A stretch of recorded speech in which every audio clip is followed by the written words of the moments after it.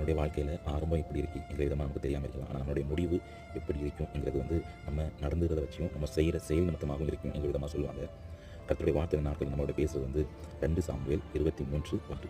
தாவீதுடைய கடைசி வார்த்தைகள். மேன்மையாய் உயர்த்தப்பட்டு யாக்கோபுடைய தேவனால் அபிஷேகம் பெற்று இஸ்ரவேலின் சங்கீதங்களை இன்பமாய் பாடின ஈசாயின் குமாரனாகிய தாவீது என் புருஷன். அவருடைய கடைசி நாட்களில் சொன்ன வார்த்தைகள். மேன்மையாய் உயர்த்தப்பட்டு தாவீதை எந்த நிலைமையிலிருந்து கர்த்தர் உயர்த்தினார்னோ சங்கீதம் 40:2 சொல்லப்பட்டிருக்குது. பயங்கரமான குழியிலும் உளையான சேற்றில் இருந்து தாவீதை உயர்த்திருக்கிறார்.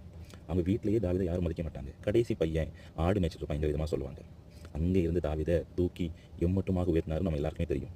150 சங்கீதங்கள் எழுதியிருக்காங்க. இம்மட்டுமாக நம்ம தாவீதை நினைச்சிருக்கோம். ஒன்னே ஒன்று தான் தாவீது செய்தார். கர்த்தருடைய இருதயத்திற்கு ஏற்ற மகனாக வாழ்ந்தார்.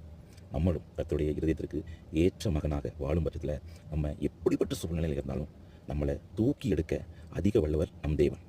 தாவீதை உயர்ந்த தேவன் இன்னைக்கு உங்களையும் உயர்த்துவார், என்னையும் உயர்த்துவார். விசுவாசிங்க. God bless. ஆமென்.